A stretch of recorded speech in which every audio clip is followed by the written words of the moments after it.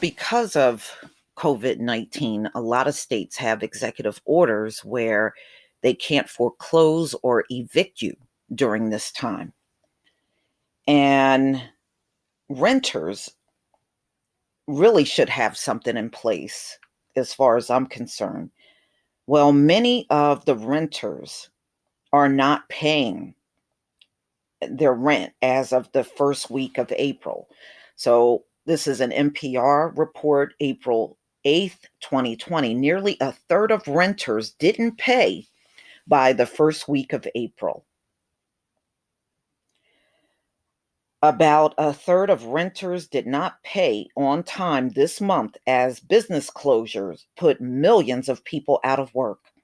The National Multifamily Housing Council says 31% of renters didn't make their payment in the first week of April. Normally, about 20% of people don't pay their rent on time. The group tracks more than 13 million units through a survey. Next month could be even worse if renters don't get government assistance in time, says Doug Beebe, the group's president. He's worried that could spell disaster for many rental property owners. If the rent payments drop significantly, they won't be able to pay their staff. They won't be able to pay their mortgages. They won't be able to pay their utilities, Beebe said. But they won't be able to pay the managers who manage their properties for them. I can see this cascading throughout the entire system, just exacerbating the unemployment problem and the dislocation problem. Beebe said the biggest, strongest players in rental apartment industry should be okay. They have cash reserves and various ways to access money if they need it during the crisis. But he says rental housing is very fragmented, with large portions of the units owned by small businesses with 50 to 100 units. He says that could be a much bigger trouble. There's also many mom and pop landlords who only own a few units.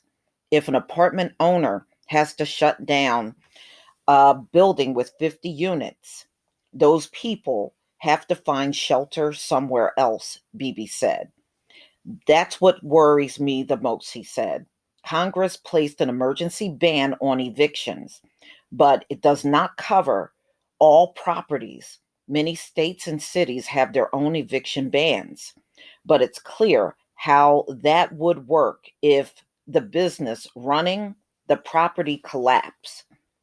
Housing advocates have been calling for more assistance for renters during the crisis. We need the federal government to step in, said Seamus Roller, executive director of the National Housing Law Project. Yeah, they're bailing out a pastor, y'all, but not the average person that need to keep a roof over their head. Try to just wow. I mean, that just blows my mind. They will keep the utilities on at a church and pay a pastor's salary and let these people that are renting go homeless. Oh, this place is so ass backwards. And you want to know why this system is falling. Look at the way you run it. He notes that the CARES Act allows homeowners to defer mortgage payments. So he says Congress realized that homeowners are going to need some help to survive. I don't understand why we think somehow tenants are going to be able to make their payments on time when we don't expect that of anybody else right now, Roll said. Beebe's group is urging more help as well. One idea, the federal renter vouchers that could be used to pay landlords. There already existing voucher program to help some lower income households pay rent. The proposal would dramatically expand that to reach people who've lost their income in the crisis. Wow. Wow. Wow. There's so much going on out here, y'all. And my heart goes out to anybody in a position where, you have to pay rent even during this time. Do you know my wireless company? They were still trying to force people to make payments on time. And I guess a lot of people must have complained. Now they have backed off. And if you have an outstanding balance, you don't have to pay until May 13th. But they were all over people's asses to pay at a time when they knew many people in the state was, unemployed, not working anymore. It was like, okay, you can't allow some kind of concession right now. I mean, even Comcast has done it. You don't even have to pay your Comcast bill if you don't have the money. They are allowing you a good amount of time to come up with your money. But Verizon Wire was like, no, you got to still pay. You got to pay us. So somebody must have got on their asses because they have now recently backed off. And as far as people renting, why shouldn't they get help?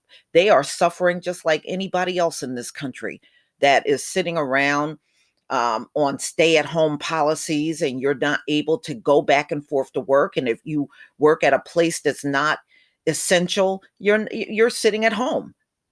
So why shouldn't you get help? Why shouldn't your landlord back off during this time?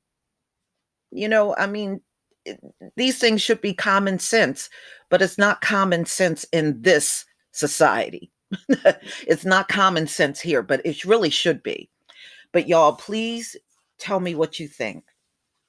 Please leave your comment and subscribe. Don't forget to hit on the notification bell, and I'll see you on the next video. Peace, family.